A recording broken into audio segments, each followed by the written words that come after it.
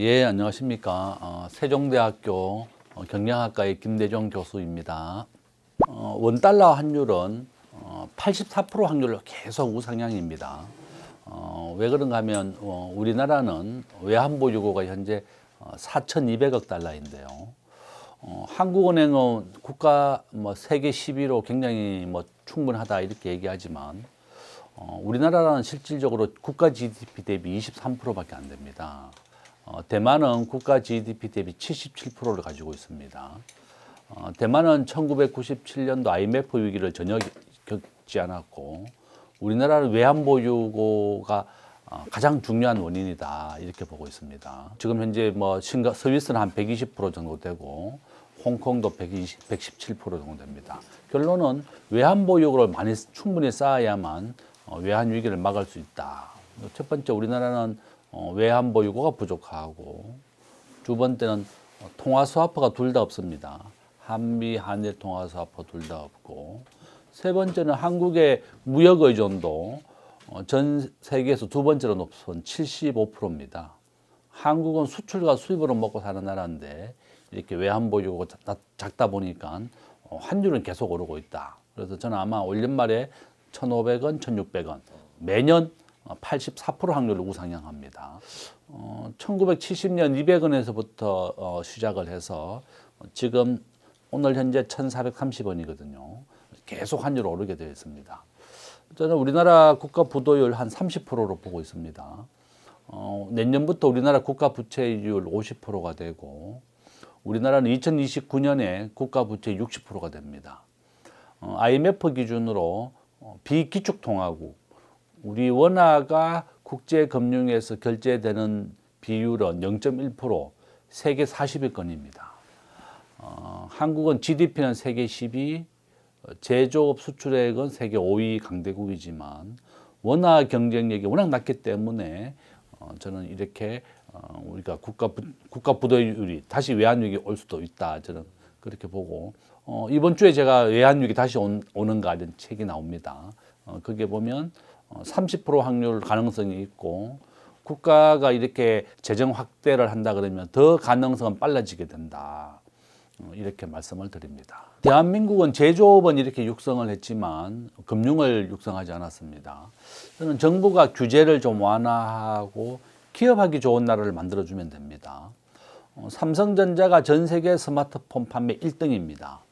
우리가 원화 스테이블 코인 이런 경우를 이제 삼성 스마트폰에 깔아라 이런다면 전 세계 사람들이 원화 스테이블 코인을 깔게 됩니다. 이용하게 되는 거죠. 애플은 애플페이로 전 세계에서 결제를 하고 있고 예금을 3억 3천만 원까지 4.5% 이자로 받고 있습니다. 근데 삼성전자는 금융에 대해서 손발을 묶어 놨습니다. 이와 같이 저는 원화 스테이블 코인이라든지 이런 것이 하나의 대안이 될 것이다 이렇게 보고 있고 우리 대한민국의 금융 경쟁력을 올리려고 그러면 금융기관은 모아줘야 됩니다. 국가균형발전이라는 이름으로 해서 주요한 금융기관이 전국으로 다 분산이 됐습니다. 우리가 잘 알고 있는 국민연금은 전주에 있고 나주에 가면 사학연금이 나주에 있고 공무원연금은 제주도에 있고 신용보증기금은 대구에 있고 정권예탁원, 정책금융공사, 자산관리공사 전부 다 부산에 가 있습니다. 결론은 서울에 있는 산업은행도 이제 부산에 가기로 했다가 이제 안 가게 됐는데 싱가포르와 뉴욕이 전 세계 국제금융 1, 2등을 다투고 있는데요. 모든 금융기관이 뉴욕에 모여 있고 싱가포르도 도시국가니까 모여 있습니다. 이와 같이 한국의 금융기관 경쟁력을 올리려면 금융기관만큼은 모아줘야 된다. 또한 우리가 또 금융에 대한 규제도 완화해라. 골드만삭스는 전체 수입의 40%가 예대마진 수입입니다.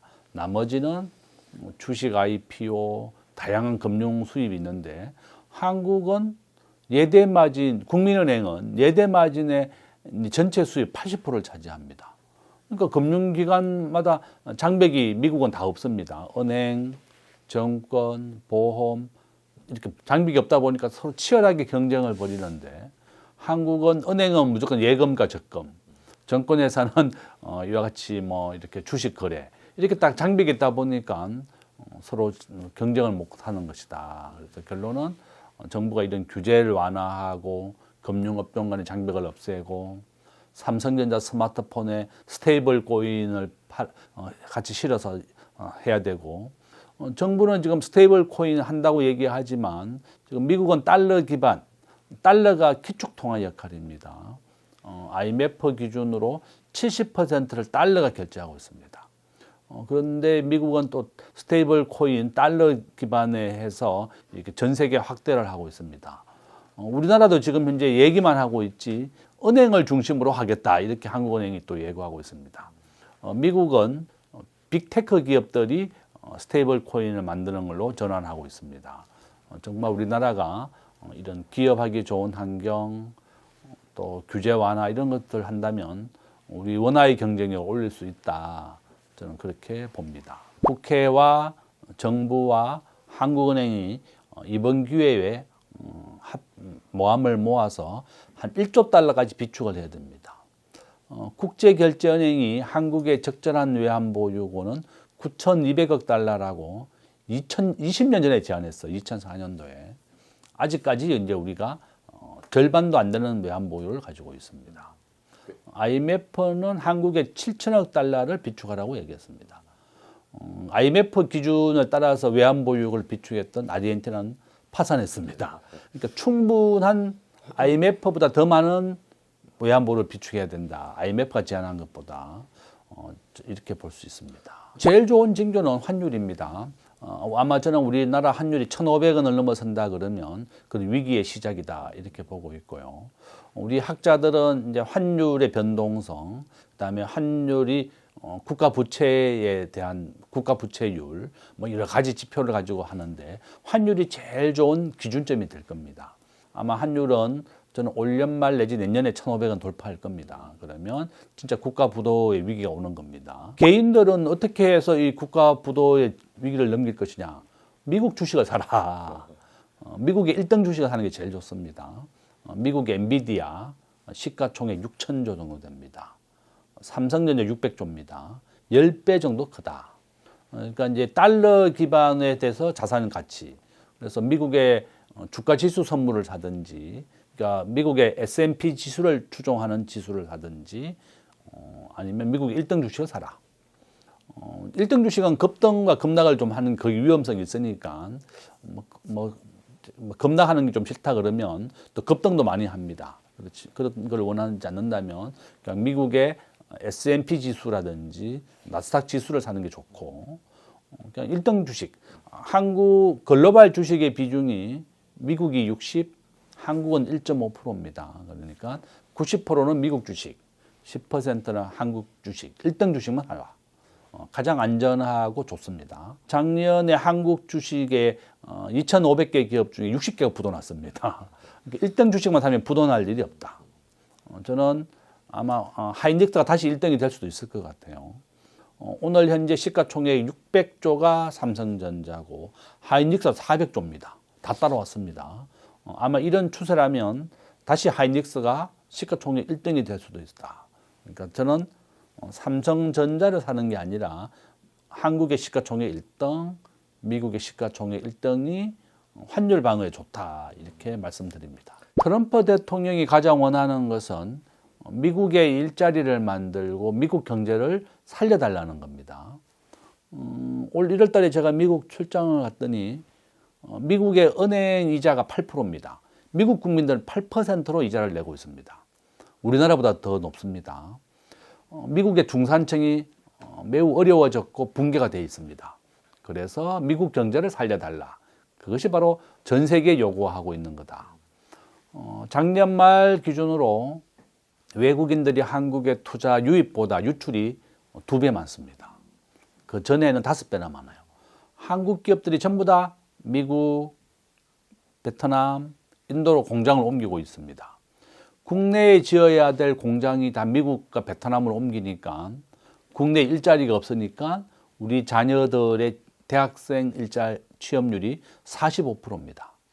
정말 정부는 미국 수준으로 기업하기 좋은 환경을 만들어주지 못한다면 우리나라 기업들은 다 빠져나갈 것이다. 저는 그렇게 봅니다. 국가 부채율은 점점 올라가고 국가가 재정을 이렇게 8%씩 증가하면서 쓰면서 기업의 일자리는 계속 감소하게 되죠. 그럼 아마 삼성전자가 이재용 회장하고 이제 몇천 명 채용하겠다고 얘기했지만 내년 건 발표를 안 했습니다. 이재명 대통령이 원래 취임했기 때문에 원래는 많은 인원을 채용하겠다고 발표는 했지만 후내년부터는 계획을 발표하지 않았습니다. 그 정도로 정부가 기업하기 좋은 환경을 만들고 일자리를 만드는 게 중요하다 이렇게 봅니다. 아일랜드나 싱가포르, 미국처럼 재법인세를 낮춰주고 일자리를 만드는 정책으로 전환해야 됩니다. 저는 이렇게 한다 그러면 훨씬 좋아질 것이다 그렇게 봅니다. 아일랜드는 1인당 국민소득이 12만 달러입니다. 박리담회입니다. 법인세를 12%까지 낮추니까 유럽에 본부를 뒀던 다국적 모든 기업들, 메타, 아마존, 애플, 마이크로소프트 본사가 다 아일랜드에 갔습니다. 세금을 낮추니까 오히려 전 세계 기업들이 그 나라에 와서 일자리를 만들어 주더라. 싱가포르는 법인세 17%죠. 그러니까 아시아에 있는 금융본부가 다 싱가포르에 가 있습니다. 노무현 대통령 때 동북아 금융허브 만든다 이렇게 선언을 했지만 이렇게 주요한 금융기관들을 전국에 다 흩어버리면서 홍콩 상하이 뱅크 본사가 한국에 있다가 싱가포르로 갔습니다. 오히려 한 5개의 기업 본사가 싱가포르로 갔다. 그래서 이런 금융 경쟁력을 키워줘야 된다. 저는 지금 현재 우리가 2029년이 외환보유 그 국가 부채율이 60%가 됩니다. IMF가 국가 부도의 위험 징후를 국가 부채율 60%로 잡고 있는데요. 2029년이 됩니다. 그런데 더 놀라운 것은 현재 우리나라에 군인연금, 공무원연금을 국가가 지금 내고 있습니다. 그걸 포함하게 되면 현재 130% 정도 됩니다. 이미 현재 우리나라는 국가 위험 수준에 도달해 있습니다. 외환위기가 오더라도 언제 와도 이상하지 않을 정도고 이렇게 외환 보유도 낮지 국가 부채율 130% 가까이 되지 우리가 LH공사, SH공사 전부 다 국가가 보정을 선 겁니다. 그러니까 정부가 순수한 국채만 했을 때 50%고 나머지 군인연금, 사학연금, 공무원연금 포함하면 현재 130%이고 순수한 국채만 해도 2029년에 60%가 됩니다. 저는 정부가 빨리 대비를 해야 된다. 개인이 가지고 있는 미국 주식 현재 한 2천억 달러 정도 됩니다. 외환 보유의 절반을 가지고 있고 지금 이제 기업은 한 1조 달러 정도 가지고 있습니다. 기업들과 개인들은 미국 주식 하는 사람들은 미리 다 대비를 하고 있습니다. 1조 2천억 달러 정도를 우리 국민과 기업이 가지고 있다. 그렇지만 국가는 부도 날 수도 있는 겁니다. 주가가 내리면 또 싼 가격에 사니까 좋은 거고 그래서 절대 무리하게 사지 마라. 월급의 4분의 1만 사라. 아마 이제 우리가 은퇴할 때 60세 은퇴할 때 진짜 4분의 1씩 매일 투자한다 그러면 한 3,000배 정도 오르더라고요. 월급의 4분의 1을 투자하면 직장인은 한 3억 정도를 투자할 수 있습니다. 그것을 애플은 지난 30년 한 3,000배 정도 올랐습니다. 진짜 1조가 되더라고요. 그러니까 이제 이 방송을 보신 분들은 월급의 4분의 1을 미국의 1등 주식에 이제 매달 사라. 월급이 100만 원이면 25만 원이 되는 거죠.